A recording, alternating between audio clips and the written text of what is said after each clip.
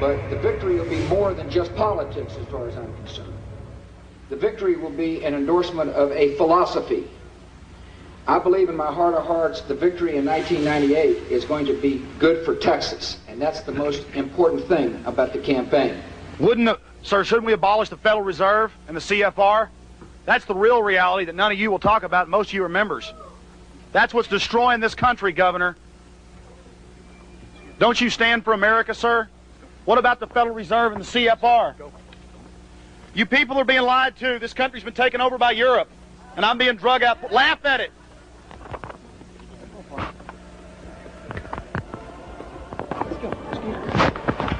It's funny, isn't it?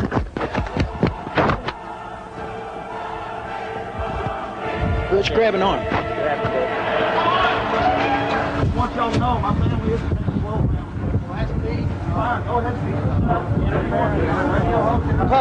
Public assembly? Okay. Where's the car? I got some cuffs. Let's take him right here, up against this glass. Let's trap him on the glass. Okay.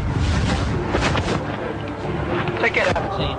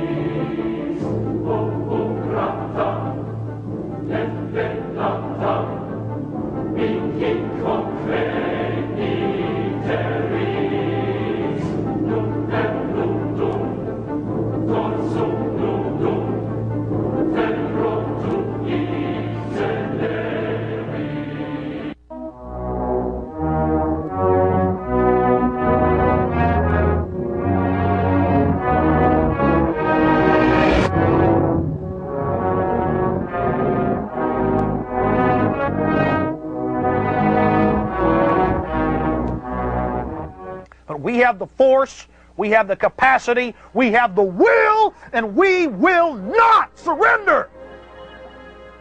We are the ones engaged in the force multiplication special ops. We're the ones galvanizing organizations. We're the ones with leaderless resistance. We're the ones conducting a counter-terrorism sting operation against you, Bill Clinton, you traitor, you globalist agent, and you, Governor Bush, from your CIA, Brown and Harriman brother, banker, oil family. We got your numbers, and we're galvanized, and we are moving forward. And I'm only the messenger, and you be fully aware. You back down now, or you're going to pay.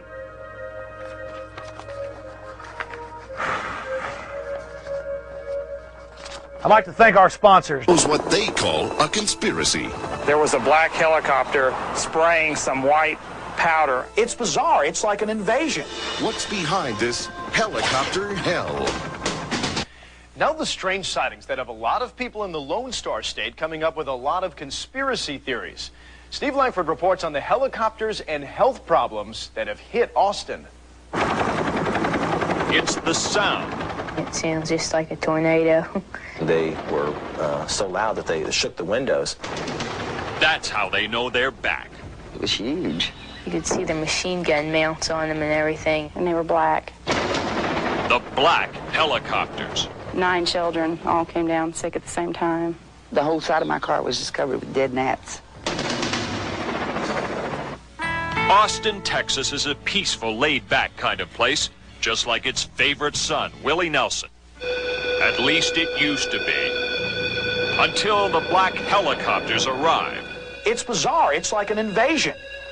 Suddenly, people all over Austin started seeing them, with some saying they'd been harassed and maybe even poisoned by the things. I can confirm black helicopters are swarming all over Texas and the rest of the U.S., harassing citizens, police, anybody that gets in their way. Black helicopters, the strike force of the New World Order.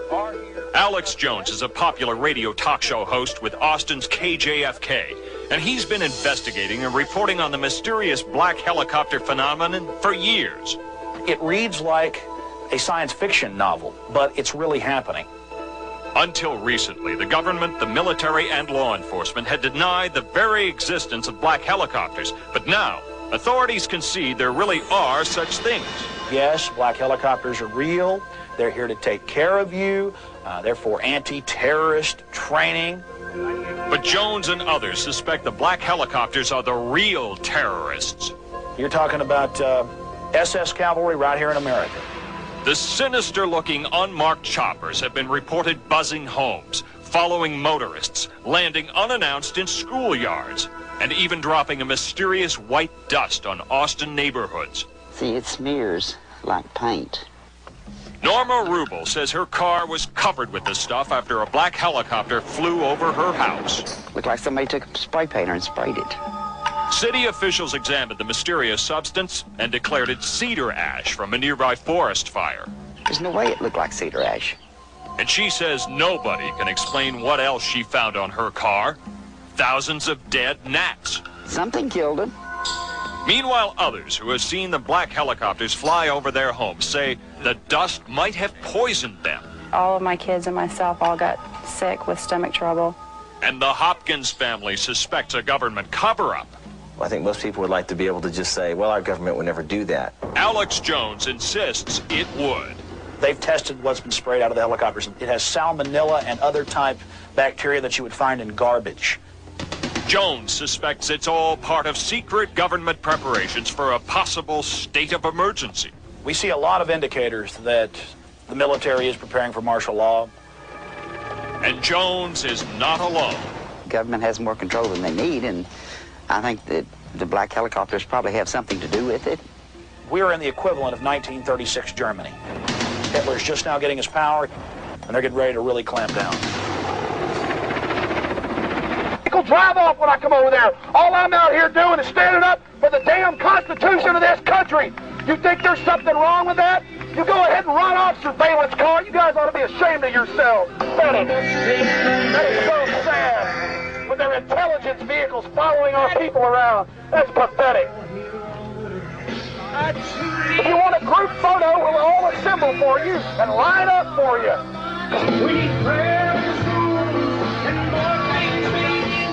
We need somebody to come hold this flag while we shred it. All right, let's all hold it. Hold it. We say to tyranny in the United Nations. Get it, Alex. Death to the New World Order. Death the idea of losing our sovereignty. We don't like this flag, and we're sick and tired of it. We stand for this country, and we will defend it. The United Nations is a tyrannical, authoritarian propaganda arm and military arm of international control. And to it, we refuse to submit.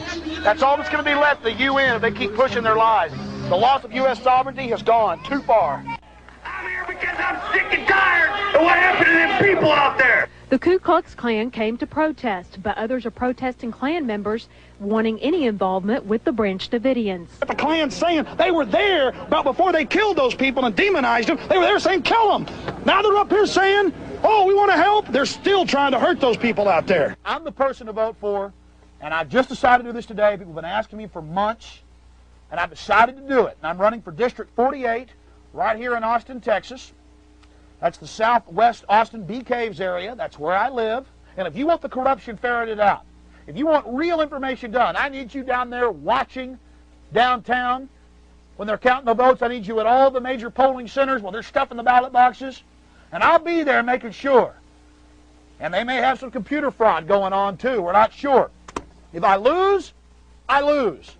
If we don't watch the election fraud close enough, we don't catch it, I'm not going to say it was election fraud unless we have proof. That's right, District 48 for the great legislature of Texas. Yes, that's right. I'm going for the House, ladies and gentlemen, and I'm going to win. We're going to be watching those computers, and we're going to have people in there counting those votes. And the electioneer people won't know who we've got in there volunteering. I'm going all out in the information war, and I'm going to get inside that system, inside that mechanism, and I'm going to win. In northern Arizona, overlooking the beautiful Grand Canyon, one of America's most beautiful treasures. And it's very distressing to me and other patriots and people that truly do care about the environment in America that Bill Clinton, with his executive order, January 19, 1996, number 12,986, began the precedent to sign over our national treasures to international control. Yes, this is an international biosphere and World Heritage Site.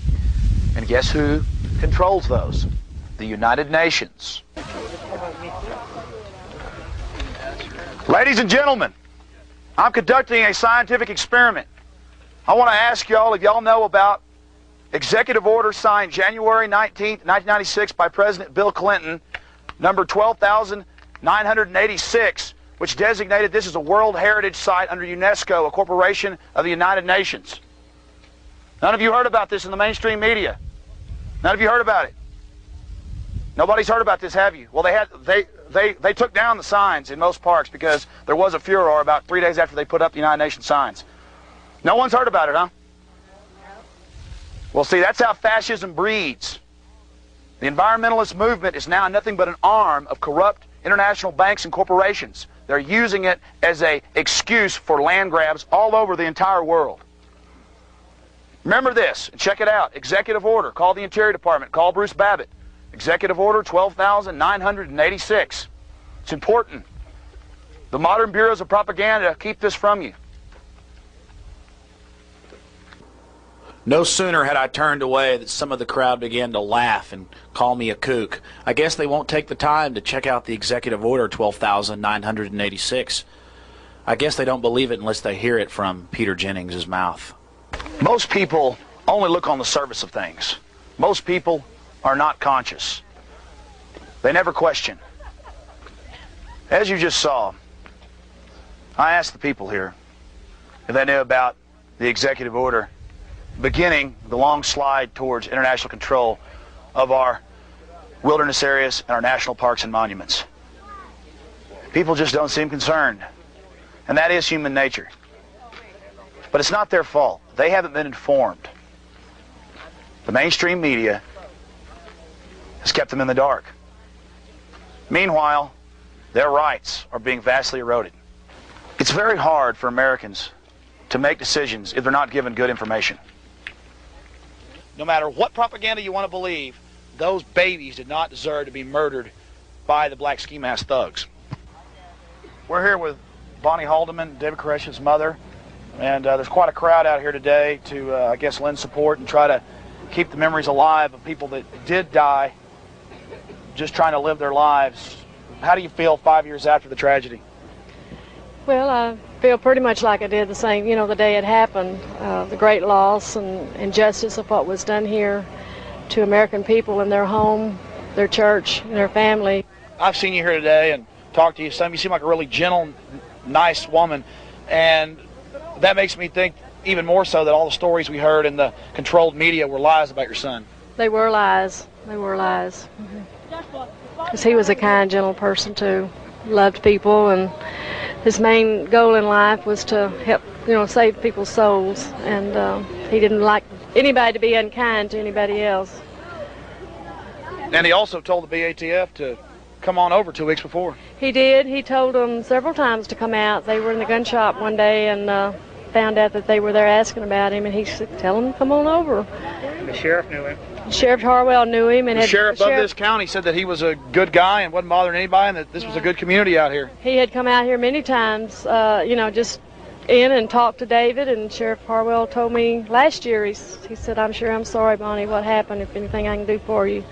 And well, there you have it. Happened, you know. Attorney generals, sheriffs here in Waco, the sheriff here in Waco, it just goes on and on. FBI crime lab chiefs, what more do you need?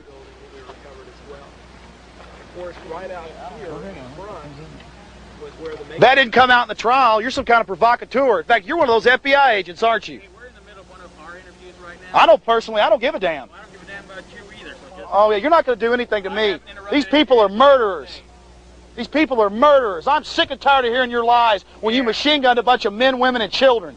You got a big problem, buddy. You sit over here. I'm not afraid of you guys. I'm a law-abiding citizen, and I'm sick of it. You sit over here and you talk about how the children huddled in the corner and how the ammunition that they had is what killed them, all the rest of your garbage. You ought to be ashamed of yourself. You don't stand up for the Constitution. You stand for zip, not a zero. You have no calm aplomb. It's false, my friend. And let me tell you, a lot of people are writing down your names. You can follow people around. You can harass people. You can back up your bankster buddies. But a revolution of peaceful information's coming, and when it comes time, you people are going to be brought to punishment. You understand? Just like Nuremberg.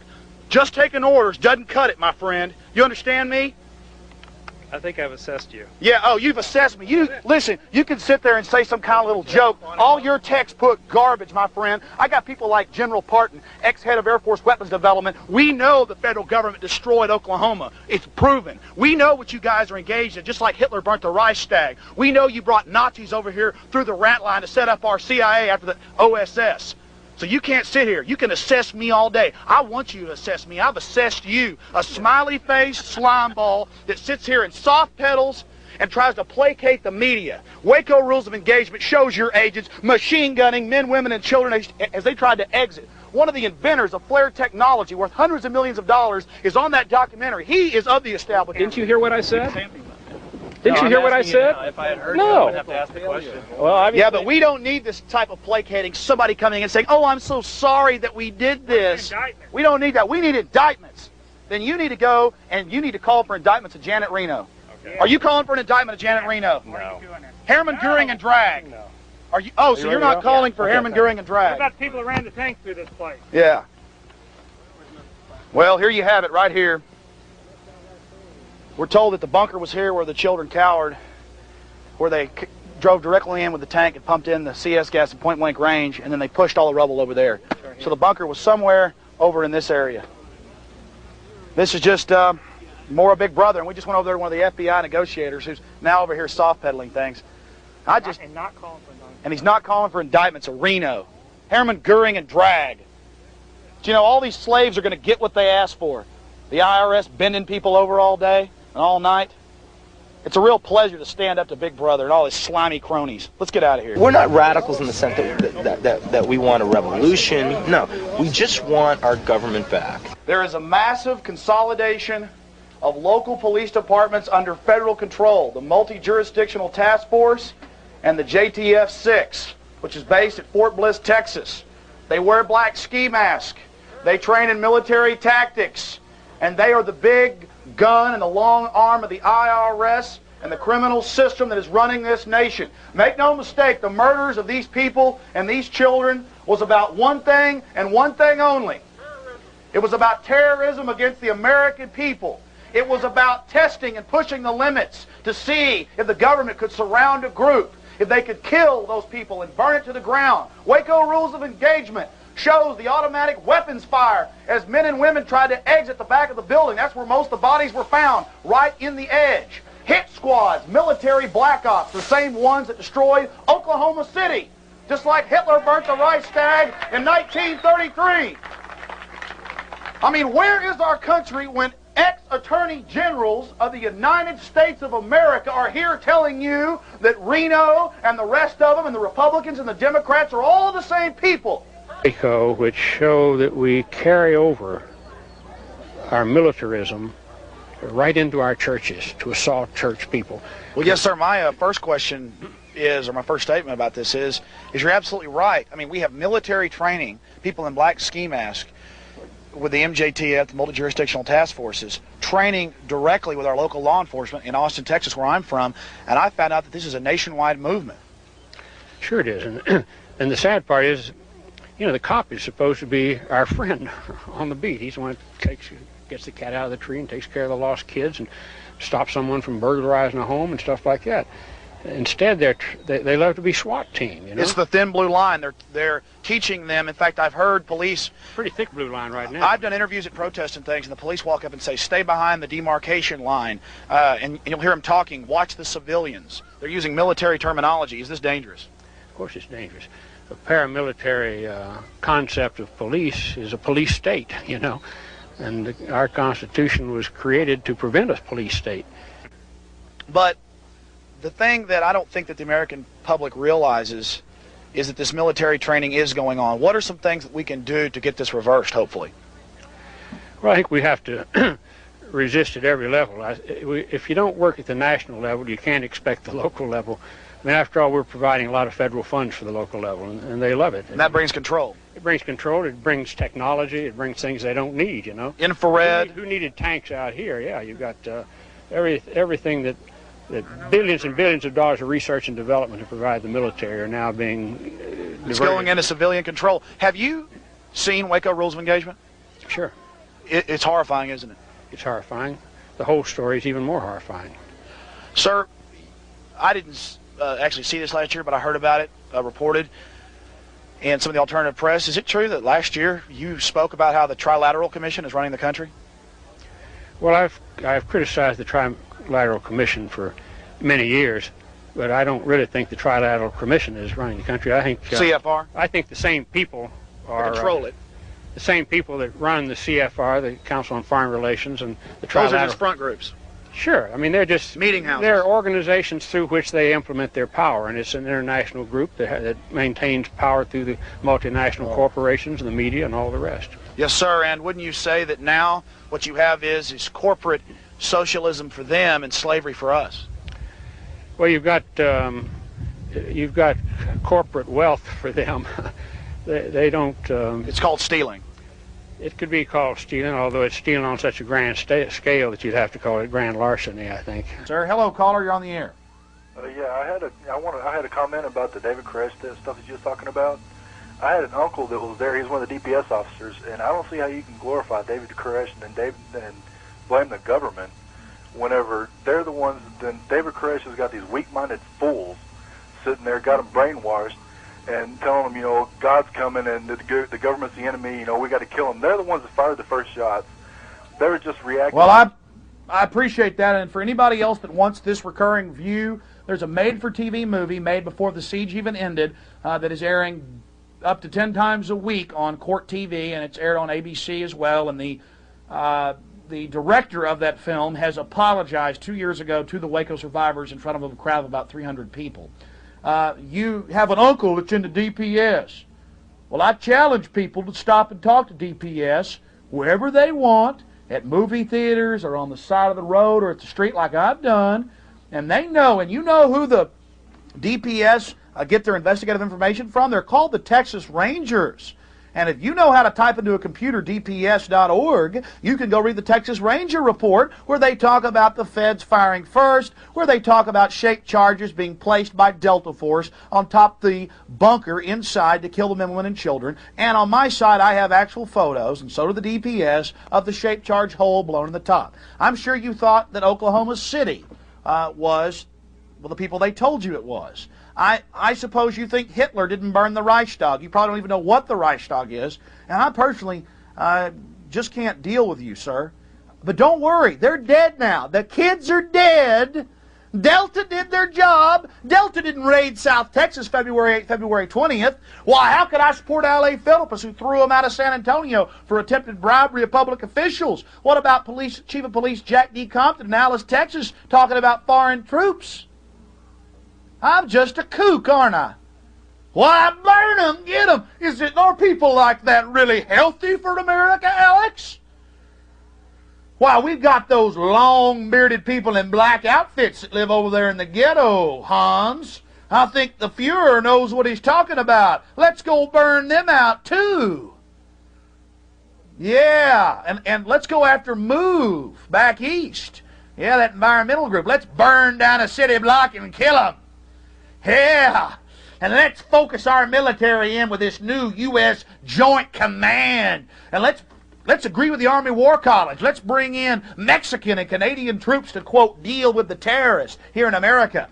Washington Post, Toronto Star. Let's bring in the foreign troops. Let's read the defense appropriations bills and hear all about the payment. Let's talk about Clinton shipping Russia military armaments right now and giving China every weapon secret we've got. I love it. And then let's talk about evil, bad people that the government's telling us we should deal with. The communist Chinese raping and killing people in Tibet.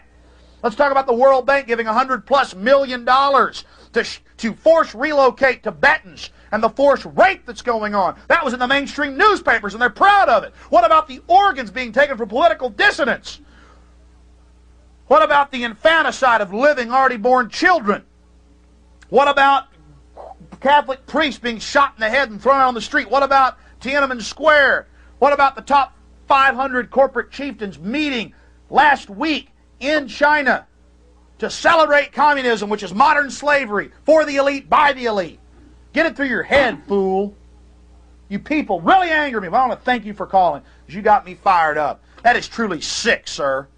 The FBI is nothing but lie this entire time. We have the memos released, confirmed, Freedom of Information Act, even the redacted memos from Delta Force about the April 14th meeting with Reno admit they were there the whole time and admit they talked about violence of action and an arrest situation, not a hostage situation. They went in there and butchered those people. I dare you to put yourself in a room and have CS gas pumped in on you for 6 hours. Dallas Morning News 3 days ago, on Friday, they admitted that when the Davidians would try to come out, they would throw flashbangs at them. Clive Doyle on this program and on my radio show for years, one of the surviving Branch Davidians, has told you they tried to leave, they'd throw flashbangs at them, you idiot! But still, you are cowardly and associate your petty power with Bill Clinton. You associate your petty power with the monolithic elite. You make me sick and you endanger this country. You are evil, sir. Your ignorance has made you evil. You're on the air. Who do you work for, ma'am? The German banks? Doing a good job for them? They're buying everything in the country. Now you're going to saddle us with debt? We're asking you a serious question. You can't suck off the youth of this country anymore. You're destroying this country, Browner, and you know you are. You are annihilating this nation. You are creating massive, out-of-control bureaucracies that are sucking the lifeblood out of this nation. This is not the Soviet model. Why are you engaging in parasitism? Why are you engaging in parasitism, Mrs. Browner? We're asking you a serious question. Press, ma'am. What, are you against free press, ma'am? Why won't you answer our questions about how you buy this land and then sell it off to select corporations? Crony capitalism. Crony capitalism. Pardon me, sir. Crony capitalism. Let me tell you something, guys. The Americans are waking up. We're not getting aggressive. This is fraud. Do you see that? This is absolute fraud. This is absolute fraud, and you know it. You are engaged in fraud. You cannot rationalize what you're doing. You are engaged in fraud. Fraud. It's called freedom of press. Go research it. Are you registered at this conference? Y'all have no... Do you understand what free press is, sir? Do you remember the First Amendment? I sure remember private property. Okay. You know, Dale answered my question, and that's why I was nice to him. But that is fraud right there. In fact, get him, Mike. Absolute, total fraud. You ought to be ashamed of yourself. It's called freedom of press. They admit it. They sell this land to corporations. This is fascism. Go read it in your Encyclopedia Britannica. You guys sit there and watch that sugar-coated garbage. And our law enforcement, we know there's a lot of good law enforcement. And you're the secret. You're the key to standing up against the New World Order, also known as globalism. Sir, you let others go farther. I'm telling you, Elshire, I've tried to back down and be nice and just say, well, they're just bureaucrats. But you want to go around and badmouth me on the radio and stuff? I'm going to counter you. This is reality, not conspiracy. It's not funny, Elshire. You do have Y2K and all the rest of us coming up. I feel sorry for you guys. Okay, because I'm not going to be out there with the guillotines. Okay? I'm going to be supporting you and defending you. Don't you understand the veneer of civilization is very thin, Elshire? Very, very thin, Elshire. You don't have a mandate. You are a liar. You're lying to the public. It's disgusting. Thank you, Elshire, for subverting the Constitution. Getting a driver's license caused quite a stinker in Austin today. You know, in Texas, if you want one of these, well, you have to give your thumbprints. But KISJ Carter shows you why some folks today said they don't want anybody scanning their body parts. Go up, and if they come up and touch me in any way, I'm going to lay down peaceably and let the police state minions drag me away. Alex Jones wants to renew his driver's license. He also expects to be arrested. I'm going in there with my passport, my birth certificate, my driver's license, my W-2 form. But he won't give a thumbprint. Moments after this interview, troopers did arrest him. If you do not leave now, I will be forced to arrest you. Sir, I'm here to get a driver's license. I have never had a criminal record, and it's time to go. Jones says fingerprinting gives government too much control. And the next thing you know, they'll ask for urine and blood samples. Rebecca Yoakum walked through the crowd of protesters to renew her license. She didn't mind giving her thumbprint. I really don't see anything wrong with the thumbprinting, and it's kind of weird how everybody's protesting about it. But the protesters believe if they don't speak up now, the requirements to drive could get even more personal. With your eye on Austin, I'm Jay Carter. Alex Jones is now in an Austin jail, and he'll face a disorderly conduct charge. The DPS points out, by the way, that its database of thumbprints helped identify some of the victims of the tornado in Gerald last year, and they say this system helps and protects all of us.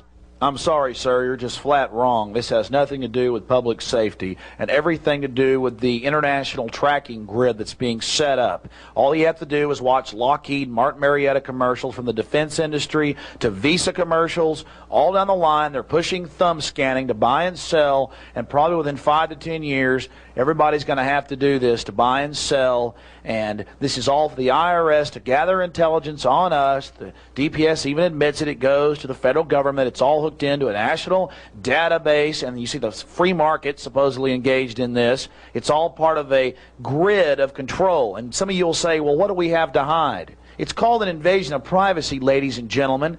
It's called innocent until proven guilty. It's called a government that has a terrible track record of abusing its citizens, and the IRS stealing from innocent people that have broken no laws being abused. I'm just so tired of this. Everything under the color of law. This is totally unconstitutional. Now let's get to the actual video of the actual protest. Blood testing, urine testing, things of that nature. So for those of us that are not in the know, and for those of us who really are not in this, as you are, could you kind of explain what's going on here? Sir, I have given you the executive order put in the Federal Register by Bill Clinton in 1997. He has announced it. He says that urine and blood testing that they plan to do nationwide is only for people 18 and under.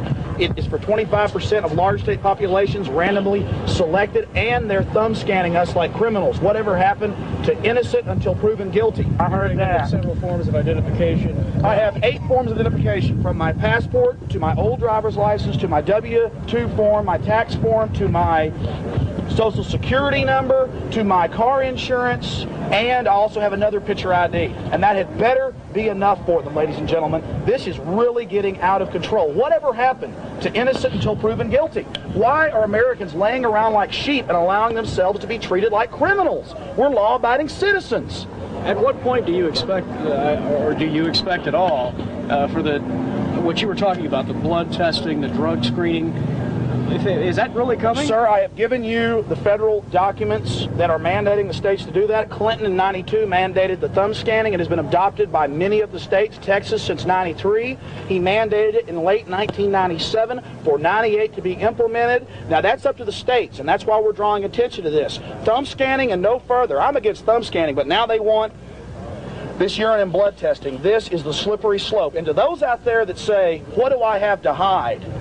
I am innocent until proven guilty. I have no criminal record. Alex Jones has no criminal record, and we should not be treated like criminals. I don't want to ask what you have to hide, but what is it that makes you so passionate about this? Our government cannot be trusted. Even this month's, liberty. Even this month's Popular Mechanics talks about the government testing chemicals and biologicals on our people in the 1950s and 60s. The IRS, you've heard the hearings. There's CIA drug trafficking hearings going on right now in the Congress. This is on television. This government is controlled by a bunch of thugs, in my opinion, and I think a lot of bureaucrats are dupes to it. I just don't trust our government. And our founding fathers warned us not to hate our government, but to fear our government. I should not have to thumb scan and be in a computer. They also digitally capture your signature and your photograph. They could create any false identity they wanted to with your name and your social security number. And many government bureaucrats from the IRS to the EPA have been caught selling information. There are thousands of cases and convictions of this if people would just investigate it. This is an invasion of privacy. That's the most important thing. It's an invasion of privacy. There is no innocent until proven guilty in this country anymore, and Americans across the country have got to start standing up against Big Brother.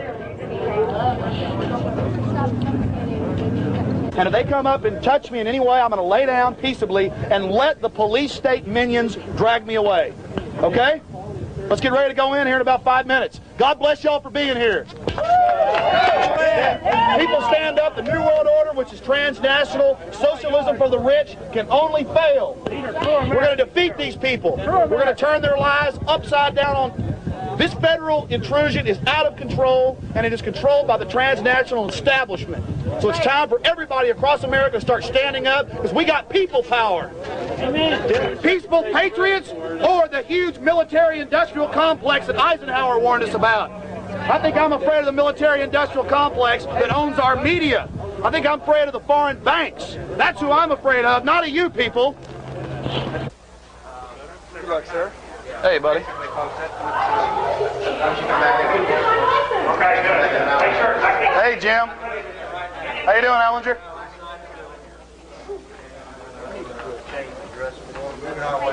All right, sir, I'm ready for you. All right, they're ready for me. Let's go. Come over here and get the pretty little red light. Come on. Isn't that pretty? And they'll put a nice little clinic in here in the next few years for urine and blood testing like Clinton wants. What do I have to hide? I'm a criminal. There we have it. Nice little pretty red light. Get that, Mike. There we have it. Your photograph, they capture your signature, they capture your thumbprint, and now Clinton wants urine and blood, and I've given that to the media, the actual federal register that he wants the states to implement. And I guess it tells them how to put clinics in, and it tells them how to urine and blood test law-abiding citizens not under 18 like the media says. Hi. How you doing? I am here with 8 forms of identification. I have my passport. Here's that, my name, and the form you asked me to fill out. I have no criminal record. My name is Alexander Emmerich Jones. Here is my passport. Here is my insurance. Here is another form of ID. Here is my old driver's license. Here is my birth certificate. And here is my W-2 form.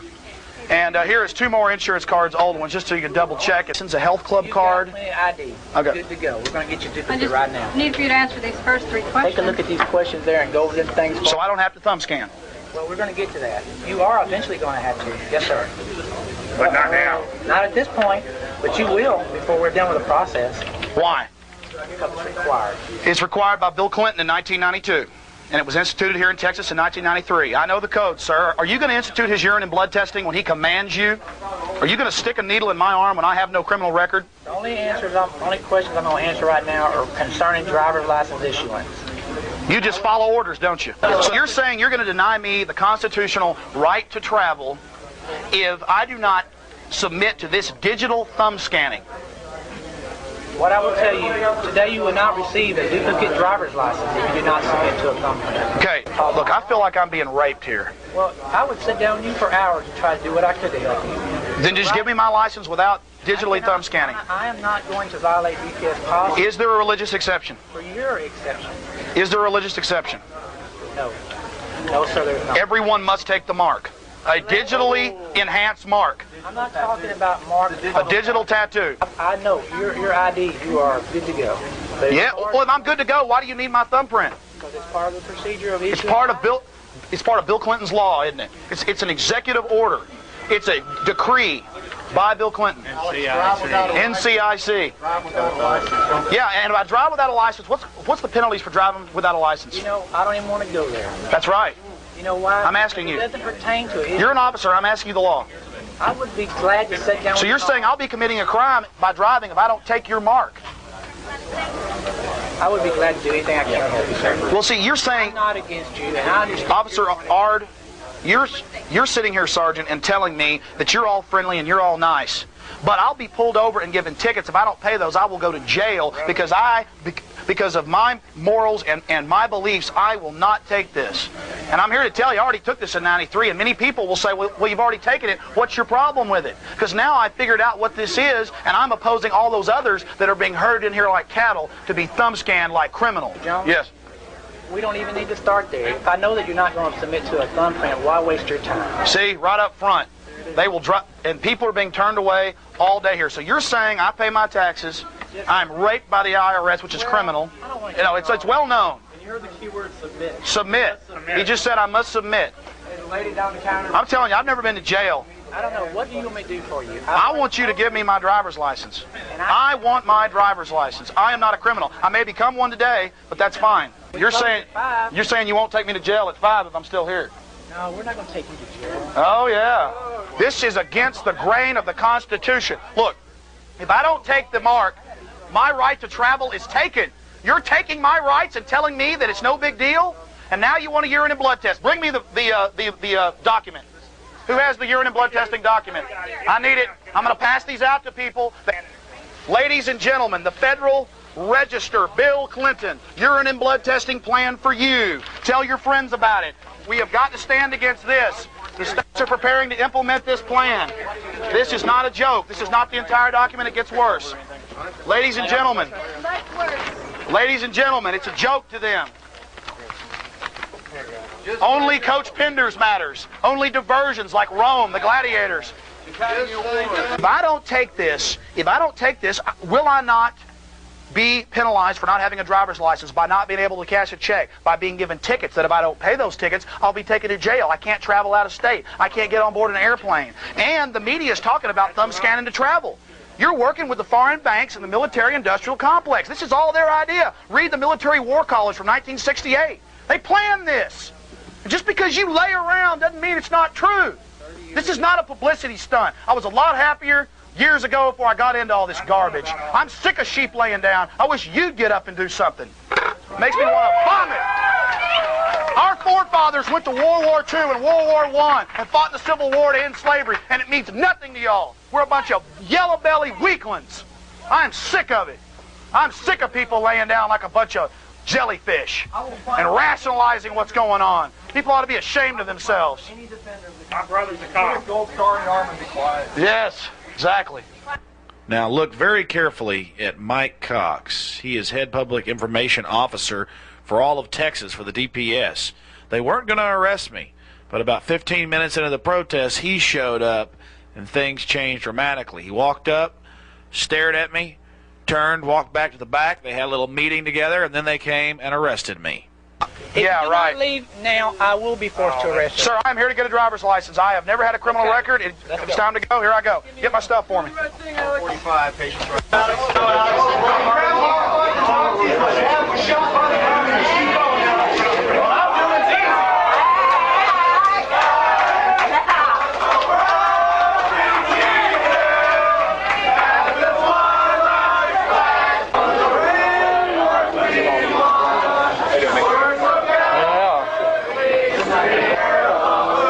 Yes, sir. Doing your job. I guess that makes you a mercenary, huh? Paid mercenaries, huh?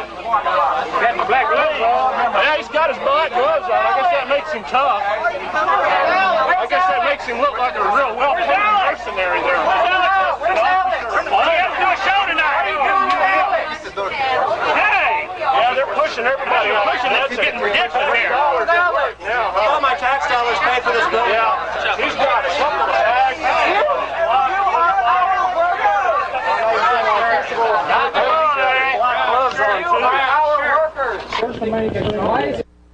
The DPS was very professional, but they did the classic bait and switch. They got all the troopers on one side of the building and made us think that I was coming out there. Criminal! Look at all this! I hope we've painted you a picture of what's really happening here in the nation. I got out of jail that night with a Class C misdemeanor, and I'm taking it to court, and I'm sure I'll defeat it with a jury trial. It was a small price to pay, though, to bring light upon the biometric technologies.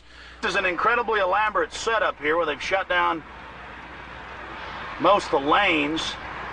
Checkpoint ahead. Major fuel fare. Caution, reduced speed, checkpoint ahead. A major thoroughfare like I-35. The major corridor right through Texas, north to south. And we've got a huge checkpoint shutting down the southbound lane. This is all federal funding. We are entering the eye of the checkpoint. Caution, reduce speed, checkpoint ahead. Isn't that loving, children? Got a nice big generator running that. Oh, the courtesy patrol's out. Texas Department of Public Safety. That truck back there said courtesy patrol. Well, there's the command unit over there. Nice big Winnebago. Shining their lights in people's face. Slow down, Jimmy. Go real slow through here. Real slow. Turn, Mike.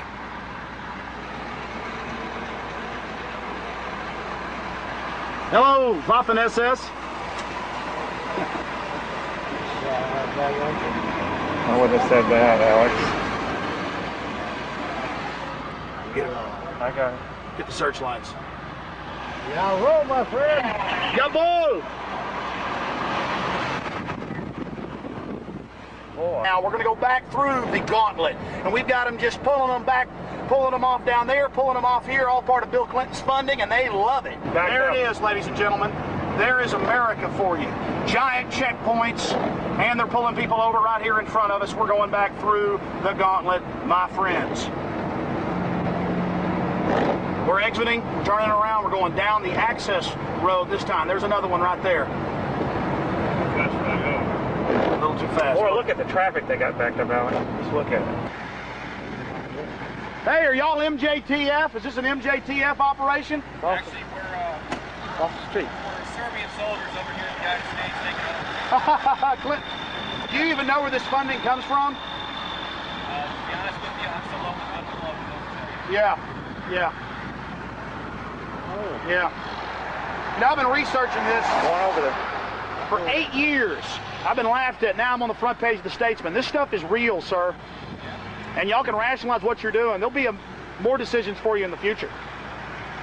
Just came back from California where they're building the concentration camps. My friends, we stand at the threshold. What you're seeing here is federal funding, $2.4 billion, signed by Bill Clinton 4 months ago. It's expanding nationwide. Under Bill Clinton's National Seatbelt Use Initiative, they're going to be searching vehicles for any other parameter reasons, and the mainstream media will say it's for stolen cars or seatbelt use to guarantee your safety. The federal government's already destroyed federal buildings. The Delta Force has ransacked 6 different Texas towns. Chief Ali Philippus threw out the Delta Force back in May. We covered that for you for the attempted bribery. We also got it in the Associated Press. And of course, 2 dear officers over here, just average Americans, who are not very deep, I guess, in their understanding of history, scoff at the reams of data and evidence of what's happening. And of course, I'm speaking loud for them to hear as well. This is the police state, America. It's going to get a lot worse before it gets better. We've been treated to Waco the rules of engagement, the FBI's own footage as they machine gun men, women, and children. We've been treated to the armored personnel carriers being delivered to all your police departments. We've been treated to the scores of federal programs, hate crimes legislation. This is the ninth circle of hell in America, just preparing to be expanded. Yeah, well, we're just curious about the different details of this multi-jurisdictional task force operation here, or is this just an Austin operation? Lieutenant Crawford is in charge. Where is he? We're around here. Maybe we can talk to him for like 2 minutes. He's on the way back by your van, and I'll find him for you. Okay. How many people have y'all apprehended? I tell you, this is it, guys. They're laughing. Get shots up. They're over there laughing about the death of this country. Look at them. Over there laughing about the death of our nation. I got it. Over there thinking it's funny. You guys want to clean the drugs off the street, go after the CIA. You guys want to clean the drugs off the street, go after the government. Complete cowards. Going along to get along. That is shameful right here in Texas. Well, here they are selling America out for 20 pieces of silver for their $30,000, $40,000 a year in their pensions. Selling us down the river, taking the federal funds, pulling people over randomly. It is a complete, total travesty. And you know it is. My God. To see this type thing happening, to see this going on. Look, as soon as we got here, they're waving people through a little quicker. That go along with it, we're going to have to face. I'm saying to the police out there, the good police, you better stand up with us. I know you will. This is a travesty. Total and complete, unprecedented travesty right here in the capital city of Austin, Texas. Well, I'm the syndicated radio talk show host, Alex Jones. How you doing? Okay. What's your name, sir? Shane. This is night vision camera. Sir, this is reminiscent of Nazi Germany. I'll get somebody to talk to you about that. You're on the left. Well, they were telling us the person in charge would come. I'll get him. Okay. Look left. Left. Where? Oh, here we go. Yeah, the pack mentality. Yes. Yes. Deal with it. Nice crew cut. Why don't you fight for America? We've been asking for an interview for 30, 40 minutes, and they're just standing over there. And the head guy walked over and then ran off, and I talked about how they're a bunch of Nazis. I didn't call them Nazis. I just said it was Nazi-like activity. Nazi-like activity. Auto theft checkpoint. Auto theft checkpoint. I heard about something about seatbelt checkpoints, a federal program. I don't know. That's all they told us. Have you heard about a federal program for seatbelt checks? No. Doesn't this kind of seem like Nazi Germany to you? I mean, aren't we innocent until proven guilty instead of guilty until proven innocent? I couldn't talk with you about this, sir. I'm just out to do my job. It's just your job? Yes, sir. Hey, well, you know who else said that? Who said that? Well, at Nuremberg. Okay. They just really need us to take a break. All right. Thanks. What you guys doing? What's going on? Not much. Alex Jones. Where you at? Oh, I just got a radio talk show. We're just having fun with our video camera. Oh, okay. Guys, I know there's a lot of criminals out there. We all know the government brings most of the drugs in. Of course, this is a stolen vehicle checkpoint, but man, all these federal funds coming in for this. I thought in America we're innocent until proven guilty.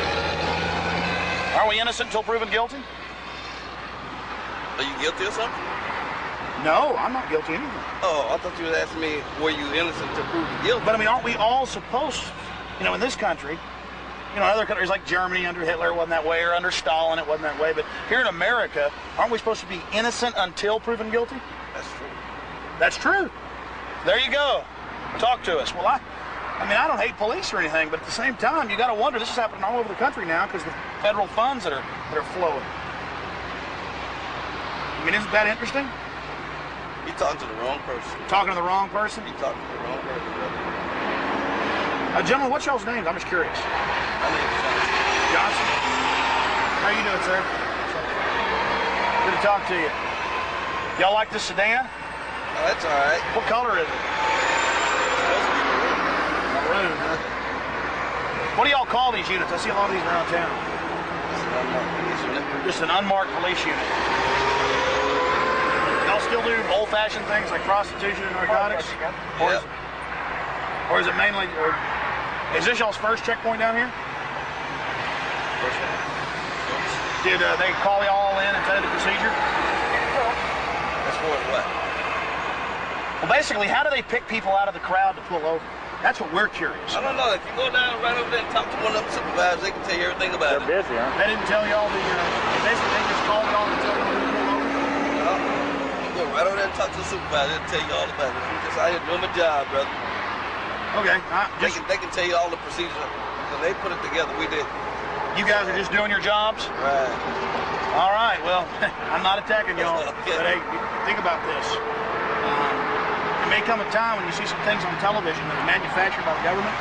They're asking y'all to do some things that don't really sound right, but in the rush of everything, everybody working together, feeling like y'all are part of a team, going along with some things that aren't good. And,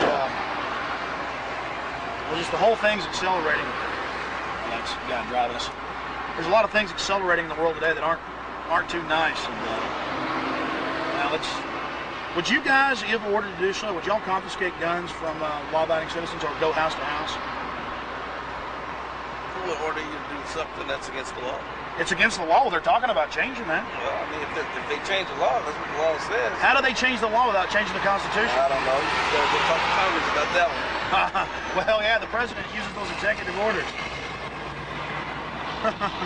Well, guys, there'll be some interesting times ahead, everybody. I never thought this, but I'm starting to really figure things out after being involved and trying to think about this for 8 years. I went out and visited some of the new concentration camps building out in California for black folks, for white folks, and everybody else. They reopened the one that held the Japanese at Manizar. And once they trigger off something in the inner cities as they're planning, once they trigger it off and try to blame it on the black folks, get all the racist white folks in on the game, they can round up everybody pretty soon once they get the system rolling. You know, when I was talking to Tony Brown on my radio show a few months ago, Nashville PBS, he said, what you see being tested in the black community and the other communities, oh, it's coming to everybody's community soon.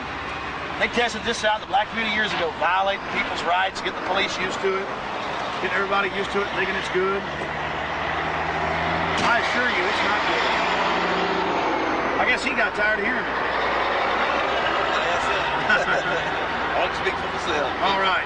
Well, sir, we do appreciate it. No problem. Nice meeting you. Not long if these police are such cowards and keep keying down on radios because they don't want to hear the truth like little junior high kids. That's them laughing.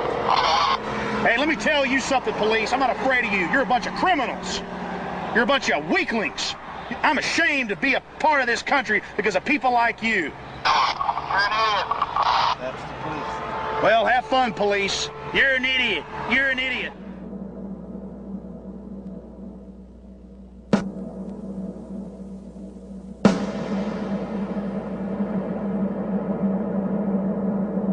I'm privy to this secret information, and they're going to give them code words and names and case officers in their area they're going to be working with. And no matter what happens with Y2K, these relationships are being forged. We're just good Americans dealing with the threats of the malicious. While everybody knows the police are going to be under attack, well, damn right, when Clinton's controllers activate some black ops squad to blow the hell out of your federal buildings, you idiots. That'll get you morons galvanized like a pack of idiots running out the front door to round people up. You make me want to vomit. And I will defend my family, you idiots. I am so angry at your ignorance. I am so angry at your lack of vision and understanding, you idiots.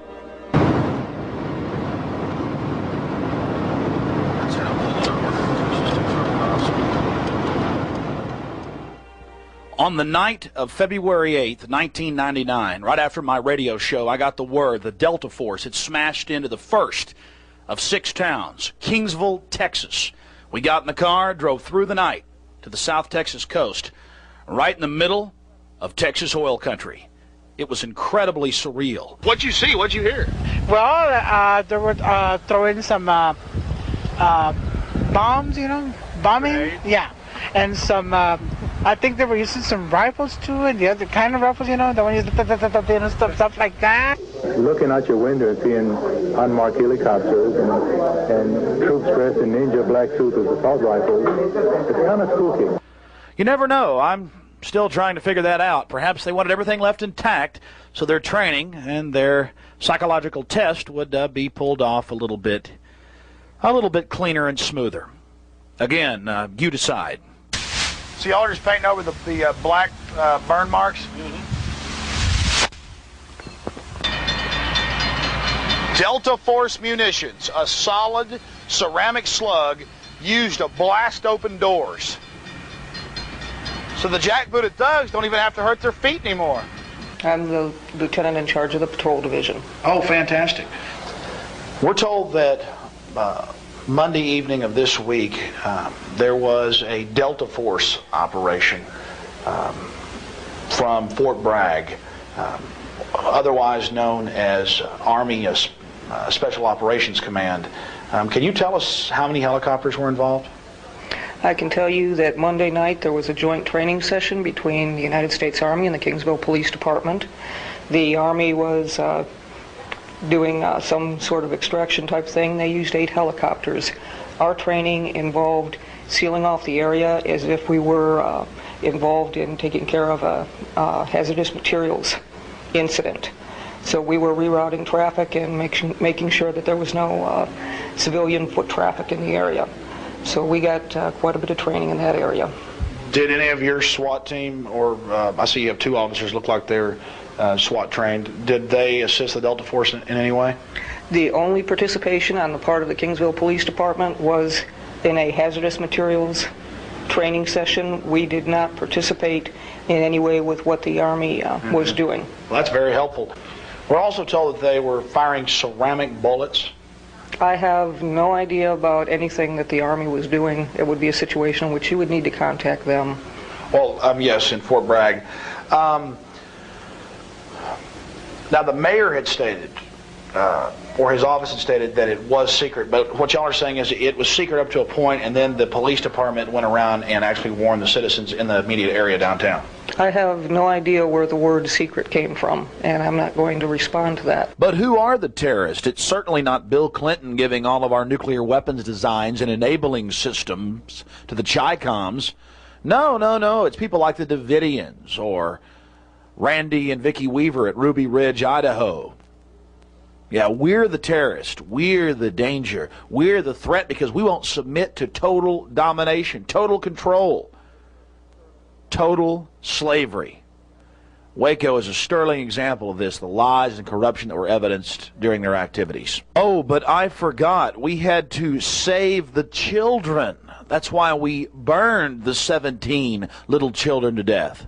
Again, to save them from the terrorist, the deadly, dangerous terrorist, their parents. Can you tell us some of the, not necessarily some of the specifics, but some of just certain reasons why, they need these trainings so specialized, and what exactly the qualifications are that they need to train so much? In the event of any terrorist activity, these are going to be the men that address it.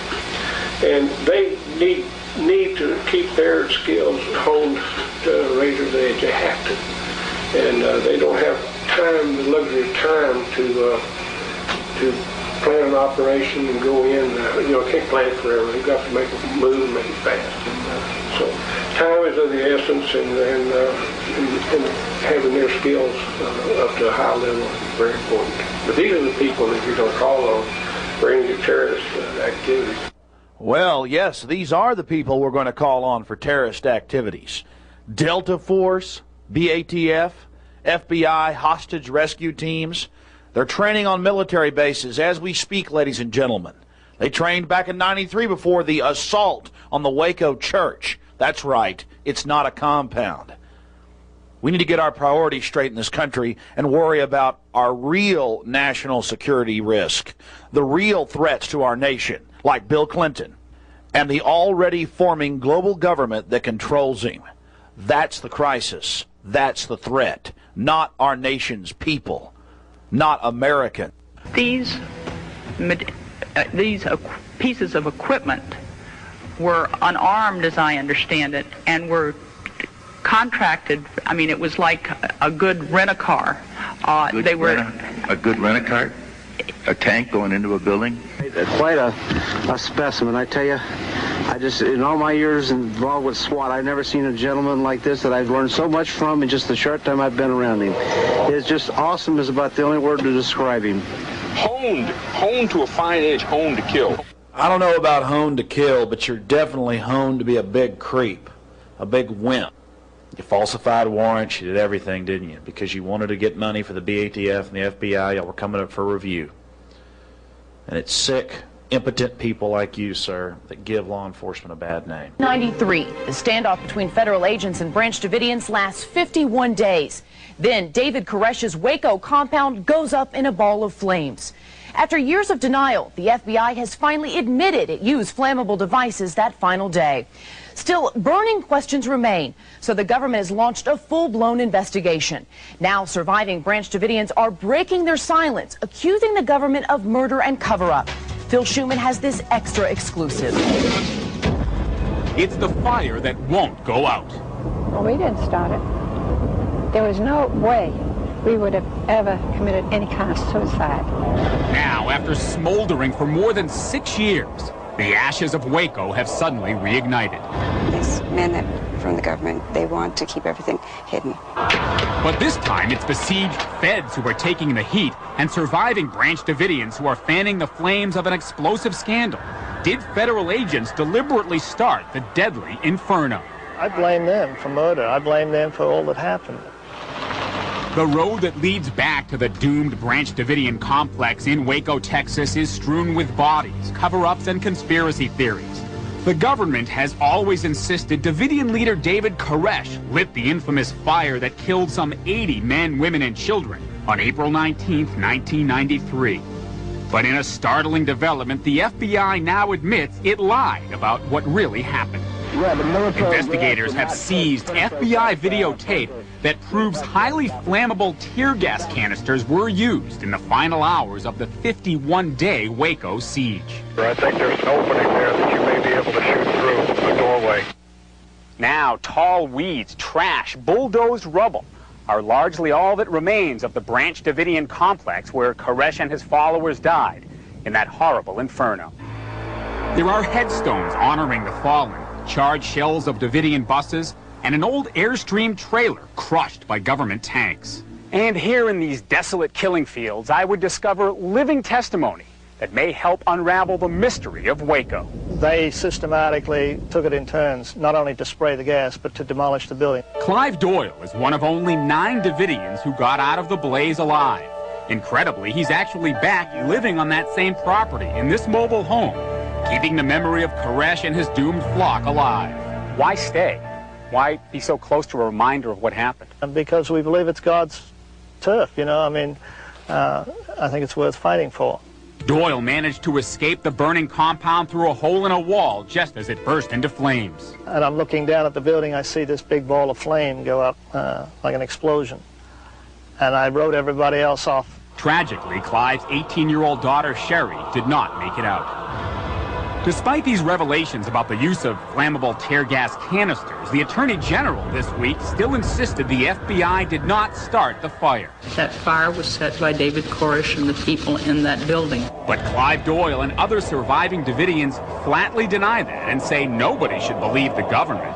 It seems like their initial reaction is to lie first, and you only admit that you're lying if you get caught. Such a beautiful girl. While Clive Doyle simmers, fellow Davidian Sheila Martin suffers. She lost her husband and 4 of her children in that Holocaust. It was just too much to think that they had gone like that. They were smart children and they were trying to be good.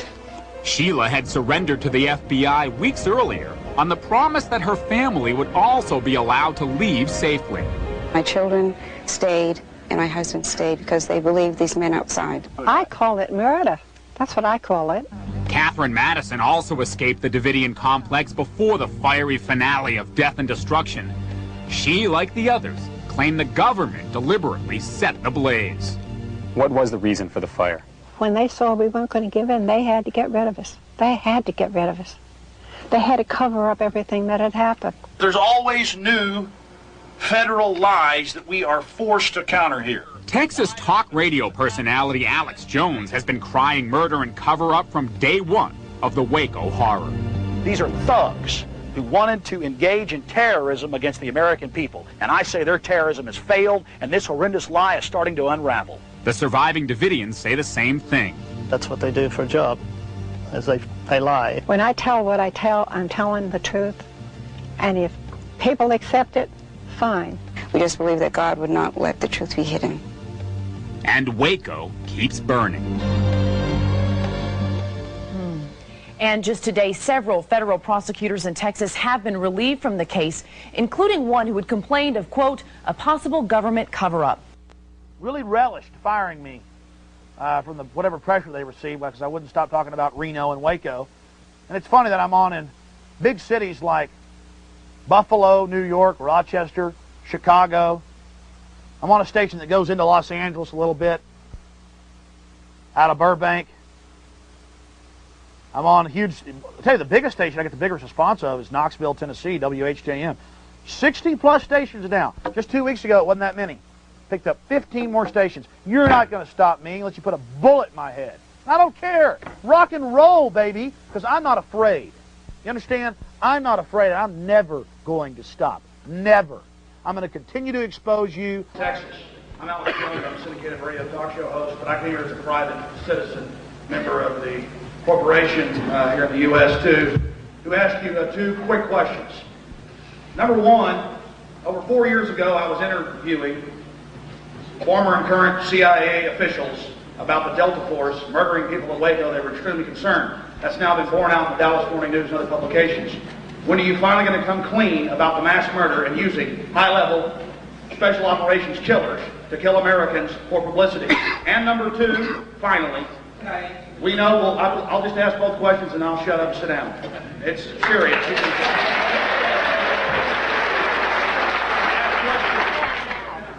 I'd like you to answer both these, please. These are very important. Number 1, about the Delta Force. Number 2, Senator John Danforth, your special counsel. How can he be independent, as you and others have said, when he is appointed by you to investigate you? That's the questions. Thank you.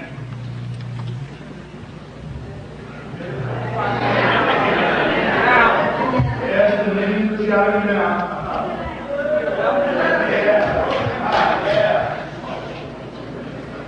With respect to your first question, I will continue to try to provide every bit of information that I can in every appropriate form that I can. And I have no information concerning the specifics of your comment. With respect to your second question, what I have tried to do is to make sure that I chose somebody of impeccable reputation who has total independence as far as I'm concerned. And I have recused myself from consideration, so I can try to address both concerns.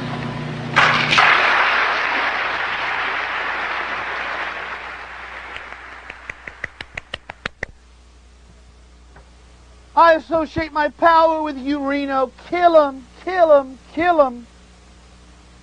And committing burglaries out of theft and just breaking into people's homes or just less than that much more. It's a project that was started by Austin radio talk show host Alex Jones. We're going to build this church back. I've talked to surviving Branch Davidians, and they concur with my idea to have it a church and at the same time a memorial and a museum for what happened right here on this very ground in 1993. This is the real deal. This is human history. This is not some foggy conspiracy theory. I have to tell you, 4 years ago, I thought what happened at Waco was wrong. But I believed a little bit of the propaganda. I thought, well, you know, this and that. And the more I studied this, the more I found out it's worse than even what Waco Rules of Engagement or Day 51 had to offer. And that's why I'm glad that they're coming out with a new documentary, because this is what it's going to take. It's going to take information to the public. Information is power. So stop reacting and start acting and stand up against this police state, or we're going into 100% taxation, 100% tyranny. And just because it's packaged sweetly and has a nice, flashy exterior, the interior is barbed wire and pure slavery. Thank you all for being here.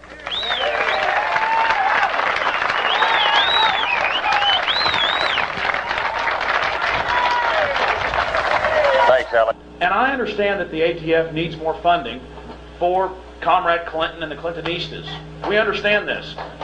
And we understand that we have the footage of y'all loading up the cameras and going out to kill a bunch of kooks. And I'm sad that your agents, some of your agents got injured and killed. And I'm not going to sit around and make threats. When it comes time for me to leave my parents and my girlfriend and my life, I will for my country. And I really don't want to die because I really don't want to die because I love this country. But if I have to die for my country, I will. And I think I can see that little gleam in your eye. You would almost laugh when you would say, I can't. talk about that, or I have no idea about that. You, sir, look like a gangster. You look like a criminal. You reek of it, sir. We didn't bring him here to comment. Well, that's fine. That's fine. Well, yeah. Don't do anything personal. No, it's not personal. It is personal. It's the huge. Keep it to the facts. It's the huge steel fist. This is why I don't come here. I never will come again. But this is what it comes down to.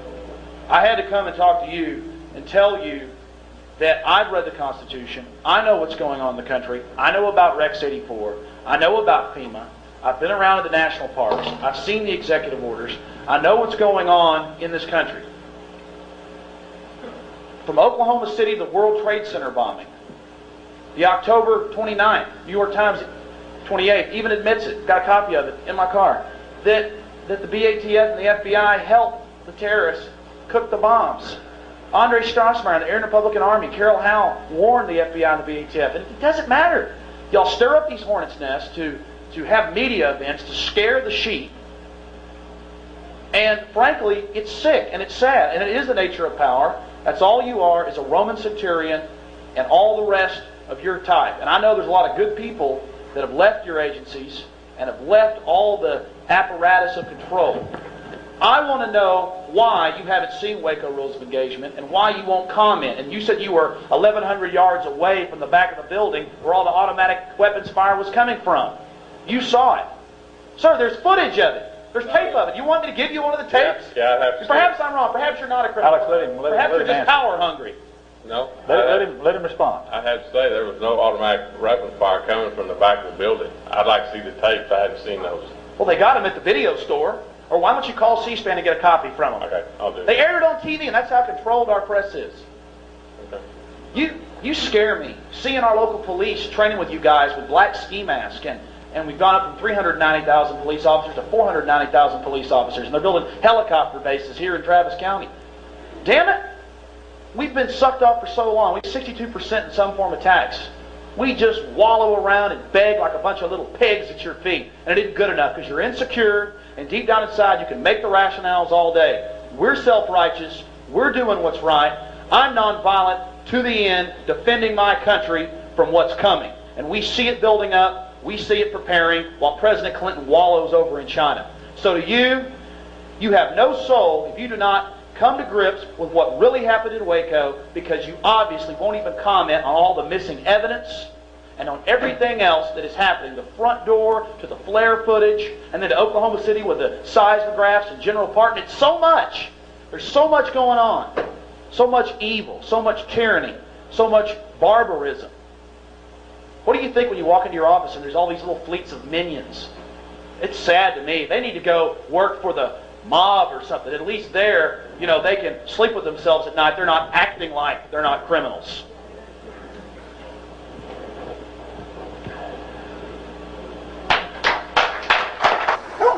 Imagine Marines in your backyard, in your front yard, walking down your streets in the middle of the night. Well, you're a patriot, aren't you? Well, I certainly am, but this is a deadly, dangerous precedent that's being set. They're brainwashing our military. Now, if they had nothing to hide, I'm a little confused by their actions. The police began to get more and more aggressive as the night wore on, simply because this average Joe Q citizen was trying to catch some videotape of the bizarre activities. Oh, nothing. I just said I didn't have it on then anyway. I was talking to you. I didn't have it on. There, they can sleep with themselves at night. They're not acting like they're not criminals.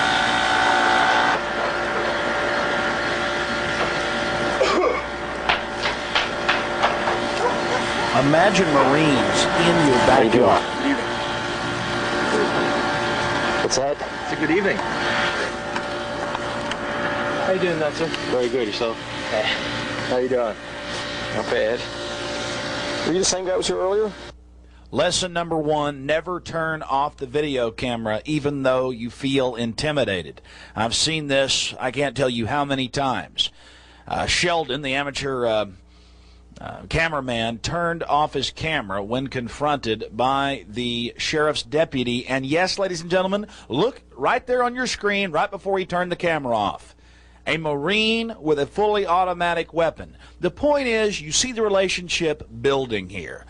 Sheriff's deputy and military officer. Now, let's try to figure this out.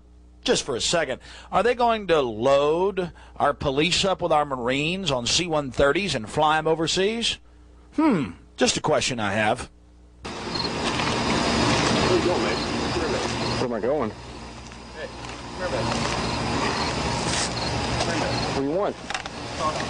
About what? About your activity. What's my activity? What's wrong? Well, I'm doing something. I'm doing something too. I need to talk to you. Come on over here. I'm doing my job. Why are they around my truck? Well, they're... What do you want?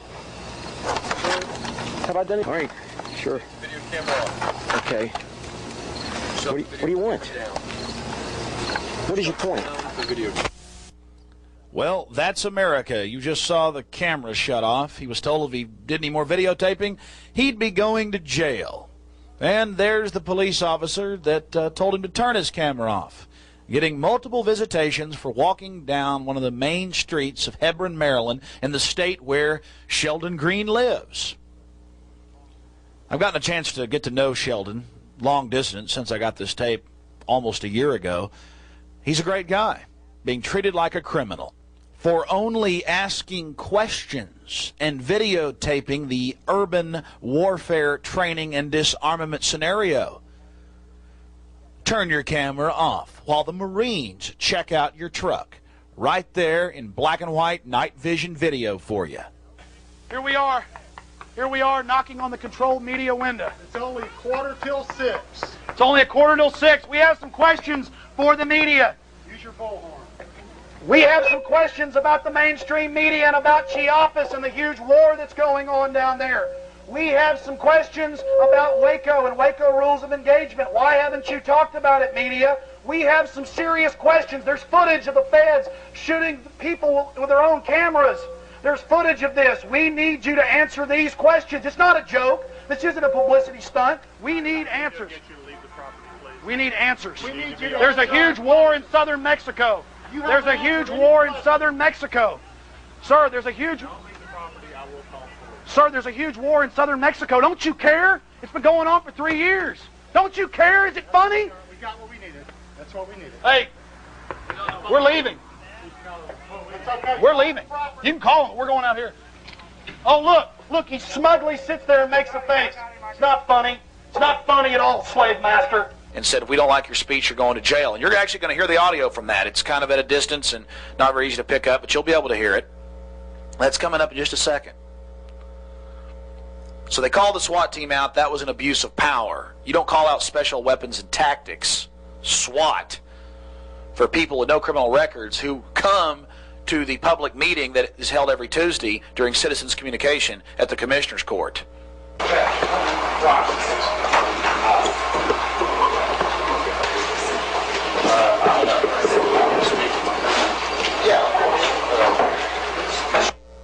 Then when he saw the camera, he got up and got a distance away and started reading me the riot act, and you'll actually hear some excerpts from me kind of arguing and debating with him and telling him he really has no right to be in there, telling me not to watch my speech.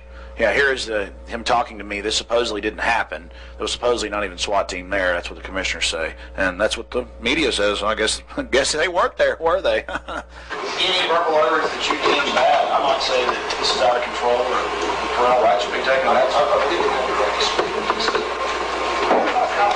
Well, this is one of those new laws. I never had anything against police officers, but this guy's special weapons and tactics, and I guess I'm the enemy.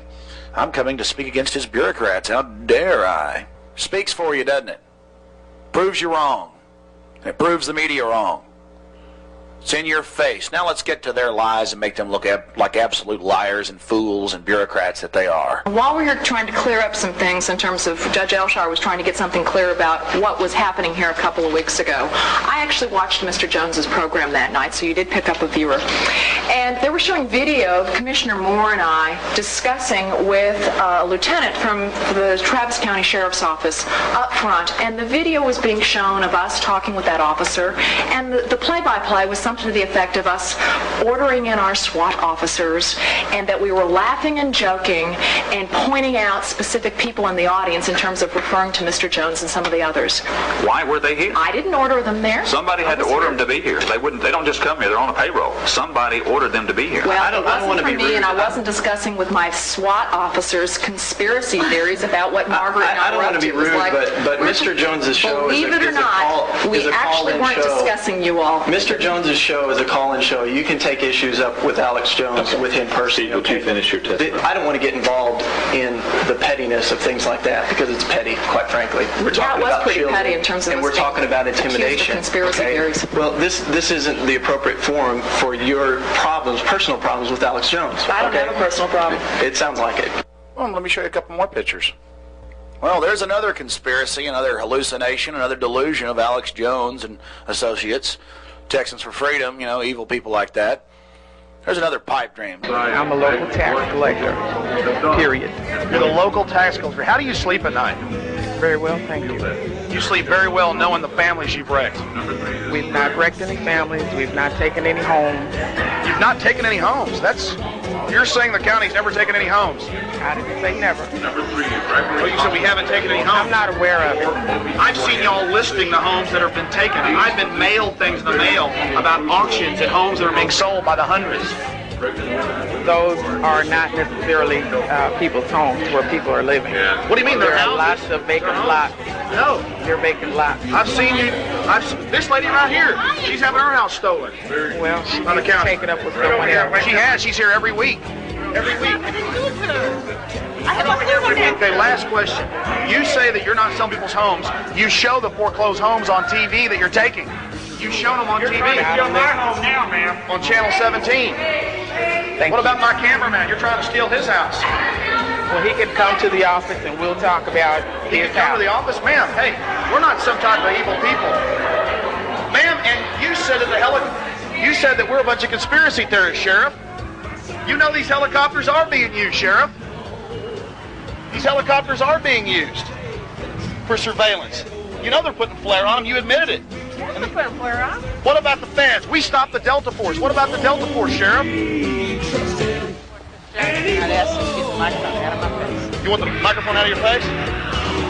I'm sorry, man. I'm sorry for trying to report the news. I mean, it is... Oh, but Bush will save us from that wicked Clinton. And it's just the same, same system, the other side of the coin. Oh, you want this? Oh, that'll fix it. Oh, you want that? Oh, you really taught us this time. This whole phony world, they got us all involved in theater. The king has no clothes, but we don't care. Do you even know what that parable is, that fable? I don't know. Do we have any education? Do we have anything in the world, or is it all, I'm a member of the establishment. How dare you? How dare you, Mr. Jones? I'm a professor. Yeah, well, we're winning over the professors at the University of Texas. Their engineering department has come out against the New World Order and the Federal Reserve and the CFR, and more people are. And we're going to win. Because some of us have honor, and we know there are heroes left, and we know it's instinctive. I'm telling you, it is ingrained. That's what instincts are. They are ancestral memories. And I have this memory of fighting and freedom and dying and slaving and sacrificing my life. And I'm not talking about, I don't believe in reincarnation. I'm talking about the instincts. The instincts to fight for your people. To fight for the human race against tyranny, against our own race, looking to pin us and enslave us like all of history. And there's nothing wrong with it. And we've got to do it. It's a struggle for everything. All the cards are on the table. And you know it's true. And you know you've got to do it. We watch our military and our police being merged together. And some of you that hate the military and the police are, yeah, Alex, yeah. But you shouldn't hate them. You shouldn't even fear them. They don't know what they're doing. They're in a system. And then they think you're against them and you're against law enforcement. You're against this or that. No, we're just against criminal law enforcement like it is in Mexico or Russia. They're merging them. Ladies and gentlemen, I can't make it any more simpler for any of you. We're fighting against total dehumanization.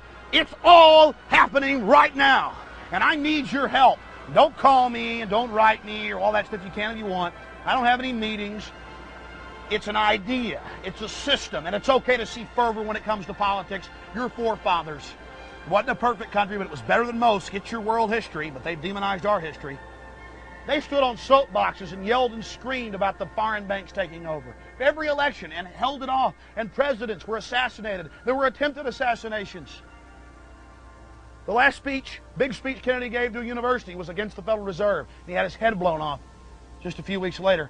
We all need to stand together, and we need to seduce the elite and show them there's more. If there's such a great elite and they're so wonderful, then don't dehumanize us any further. People are already slovenly and stupid enough. You don't have to engineer them that way. You don't have to train people in the make-believe world and train your kids about the make-believe. And we all just grow up in the matrix. Growing up in the matrix, my friends. But at least we haven't been inserted into the matrix of the future, and that's what the elite openly plans. We played Dan Rye there talking about putting microchips in criminals' brains. Well, they're just criminals. Yeah, and it'll happen to you next. And it's cruel and unusual punishment, and it's a violation of the Constitution, the Bill of Rights. Oh, but it's an old document. What they're following now is an imperial slave system doctrine.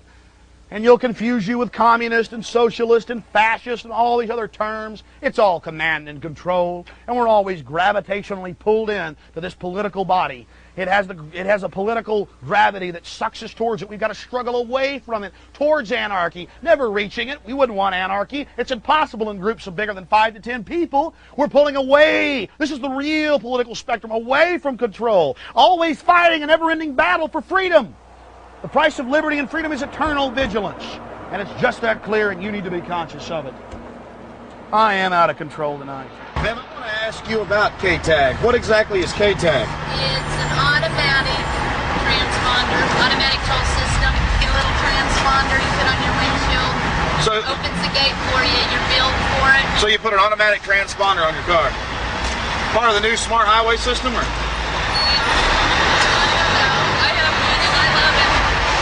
I love it too. I'm gonna get one right in my forehead. Thanks a lot.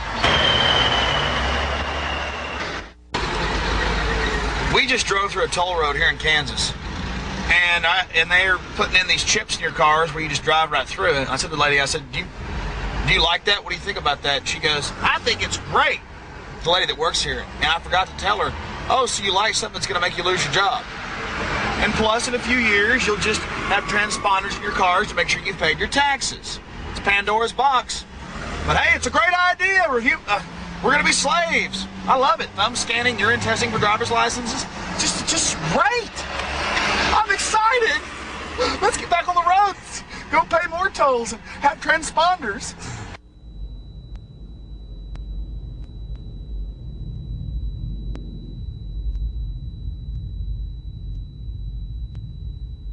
I'm standing at about the point where Timothy McVeigh supposedly parked the truck bomb, the fuel oil fertilizer bomb that destroyed the Murrow building.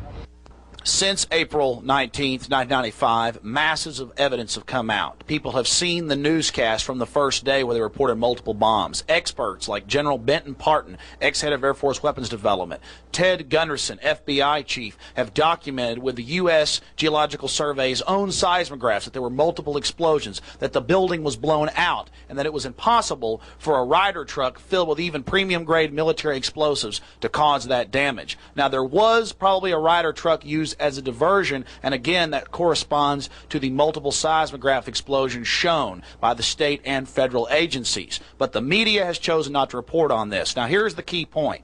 They told you about a big crater. Newsweek had to show you an illustration because they didn't have any video evidence. Well, here is the video evidence. A pile of rubble. The building was blown out.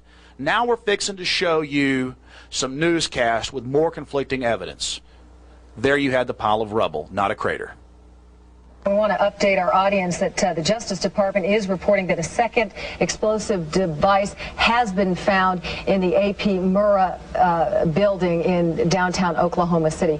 Mike, you're still with us, aren't you? Yes, I am, and I might tell you in addition to that, that in fact what we were told at the scene a few minutes ago was that in fact 2 different explosive devices were found in addition to the one that went off. So a total of 3. A total of 3, and of course we have is that one device was deactivated. Apparently there's another device, and obviously whatever did the damage to the Murrah building was a tremendous, very sophisticated explosive device. Unfortunately, this time, because as we've told you, 2 other explosive devices were found and were not detonated, and they were larger. The first bomb that was in the federal building did go off. It did the damage that you see right there.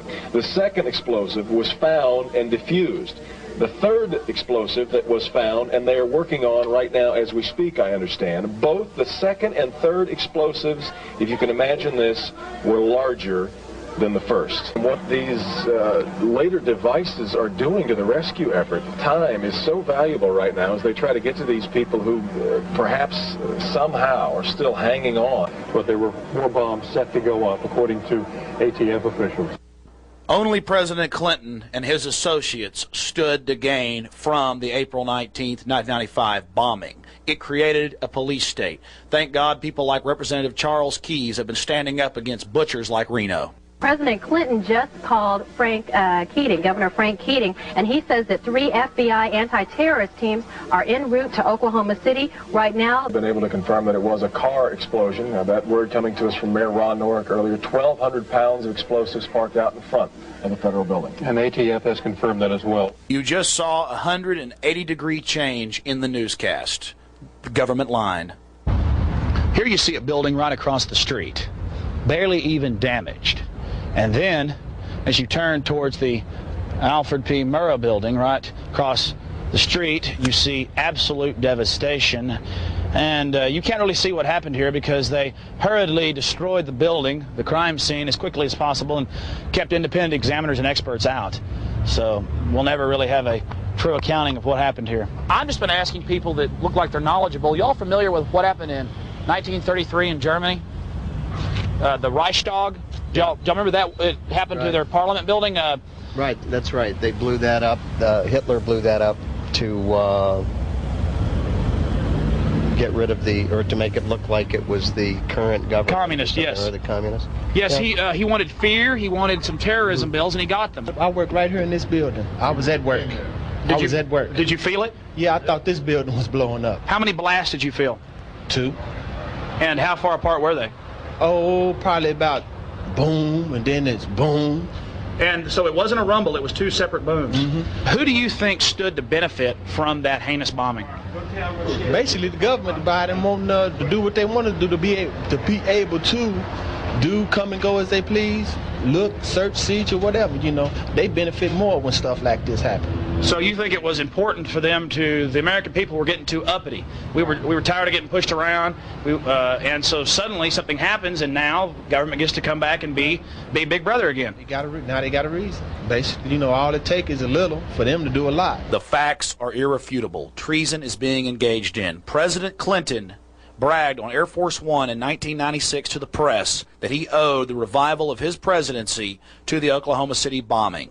General Parton, Ted Gunderson, Anthony Hilder, and many people with expertise in this area have documented what is happening. People like Jane Graham, who was a survivor inside the Murrah building, saw strange utility personnel placing packages against pillars in the lower areas of the building. We have photographs of the Ryder truck being loaded with fuel oil at Camp Grouper, and that is in northern Oklahoma. And you add this with the newscast before and then conflicting afterwards. You add this with Newsweek having to use a artist rendition to show you the 8-foot deep, 30-foot around crater. And then when you see the actual video evidence, it's a heap of rubble that's been blown out into the street, not in by a truck bomb. There were 2 explosions. The seismographs show that. And the only people that gained from this were those that are for federal power. Ladder Ranch, 220,000 plus acres. I think Mr. Turner's consuming quite a bit. Why does he state on C-SPAN that we're useless feeders that should all be killed?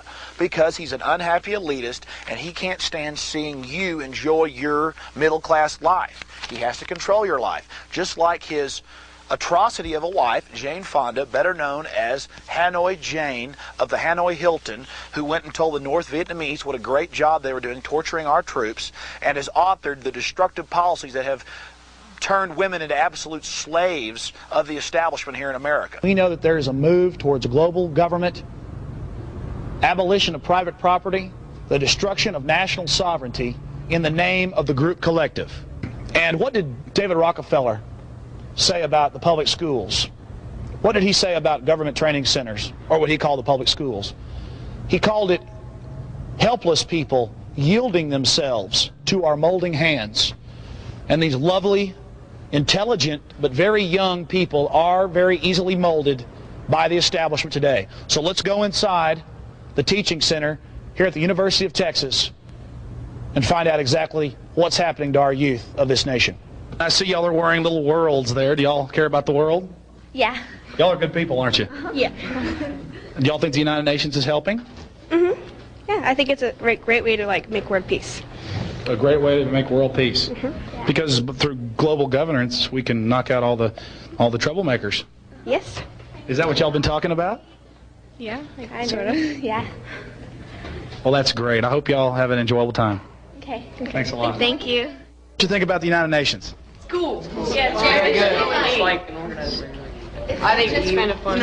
It is really cool. It decides a whole lot of world issues. Yeah, like World peace and stuff. It's really exciting. Nifty. Well, that's great. Let's get that. Model United Nations, just one more of the many committees. Helpless young people yielding themselves to the elite's hands. I could tell them about the people that really control it, but they never understand it. It's this petty taste of power that gets them to believe that they're really doing something good when they're really working for something bad. Notice your youth are not being taught about the Constitution. They are being taught about world constitution, world proletariat, orders from headquarters. Actually, Secretary Schofield was wrong. The United Nations was first called the League of Nations and failed in 1918 under Woodrow Wilson. It's a push for a global taxation system.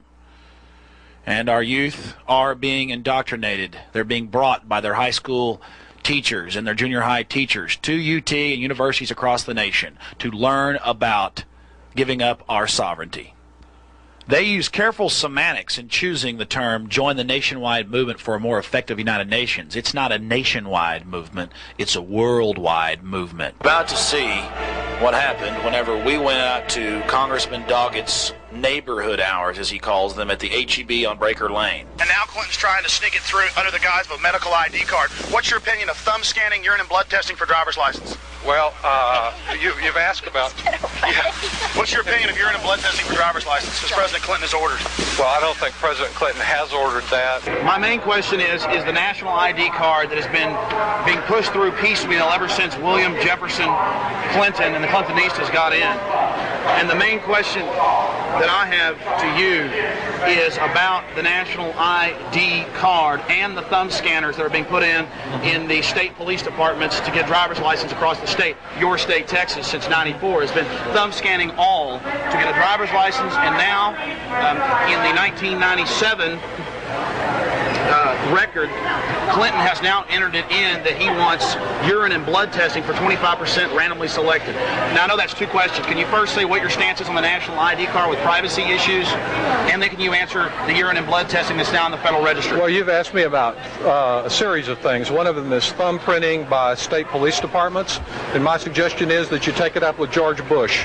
To the extent that there are decisions made by the Texas Department of Public Safety that are done here in the state of Texas. Sir, it's a federal program. They are state administered here. It was mandated by President Clinton. Well, I suggest that you take up with the state of Texas the way it's operating, and if it doesn't want to do these programs, for it to contact me and other people in the delegation and express that concern. And then it won't get its highway money. I welcome your forwarding your concern. That's extortion, sir. That's extortion. If you came out to do a radio program, you want to ask questions, but if you want to have a show, people have been talking for 10 minutes. I'm going to ask these questions. Do you have any other questions? Yes. You had the first 10 minutes of Congressman Doggett. Do you have any other questions that you'd like to ask? Yes, I have a question to ask you. My question is about the militarization of the police and secret military programs. It was on September 23rd, Blair NewsHour. It's been in all the major papers. What's going on with the Delta Force and local police departments here in Central Texas?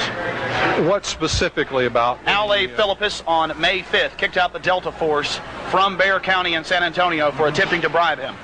I'm not familiar with it. I have it on video. Well, I'd be glad to get it, and then I'll be glad to comment on it. I have another question for you, sir. Okay. And I'm asking these questions quickly. Others have talked 10 minutes. Sure, you are. Patty, and I don't appreciate it. Well, I don't appreciate your attitude, sir. You had the first time. You're welcome to come out and ask your questions, but all these other people have rights too. I don't appreciate you abusing American citizens. You're abusing American. Don't you hit me. He tried to hit me. Don't you abuse American citizens. You're a CFR trash. You're selling this country out. We're going to stand against you. You remember that, buddy. We stand against you for the Constitution of the United States of America. Goodbye. Yeah, you got it. No, we're out here. Let's go. Where's the diamond? He tried to. You are a worm. According to their wishes, Mike was mainly just getting dogged. And that lady was continually talking and bumping into me while I was doing it. Then I tried to ask another question, and she was pushing me. And then Doggett takes his hand and shoves it underneath my chin. You can't really catch it on the tape, but as Mike pulls the camera back, you see his hand coming away, and he, like the textbook liar he is, he acts like he was trying to shake a hand. Here it is right here. Here it is. He was pushing me right there, then he acts like he was shaking that guy's hand. Unbelievable. Here's the rest of the annex. Then we'll go back over just a few more of his disgusting comments. Well, I don't appreciate your attitude, sir. You had the first time. You're welcome to come out and ask your questions, but all these other people have rights too. I don't appreciate you abusing American citizens. You're abusing American. Don't you hit me. He tried to hit me. Don't you abuse American citizens. You're a CFR trash. You're selling this country out. We're going to stand against you. You remember that, buddy. We stand against you for the Constitution of the United States of America. Goodbye. Yeah, you got it. No, we're out here. Let's go. Where's the diamond? He tried to. You are a worm. That's fine. You never answered about Clinton and the missile technology, sir. You never answered about Clinton and the missile technology. Please don't interrupt this gentleman. He's entitled Answer to... about the missiles. Answer the question. Come on, let's go. Leave, I'm calling the police. Yeah, I'm not the threat. President Clinton is. I'm leaving, lady. I'm going to the radio for 4 hours tonight, every night. I'm out of here. You're in a controlled society. The information you're receiving is controlled.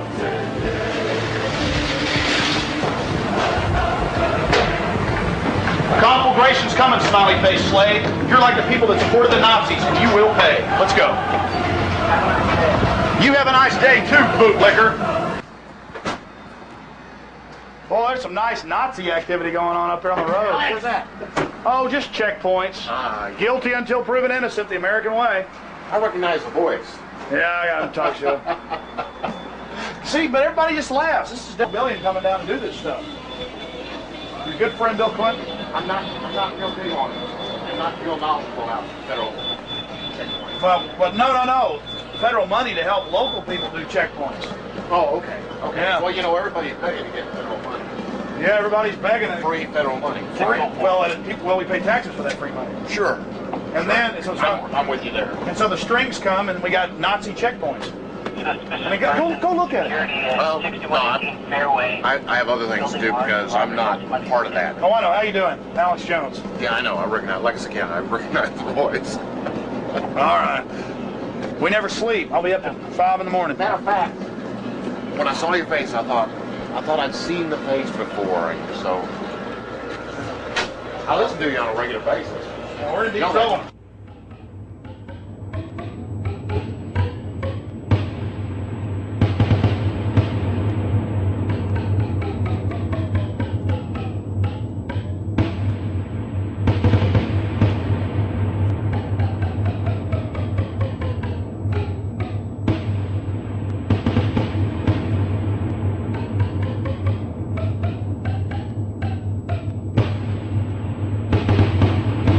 To grow together and want love and compassion and strength to be fostered and not this dysfunctionalism with the state controlling our every mode and our every action of life.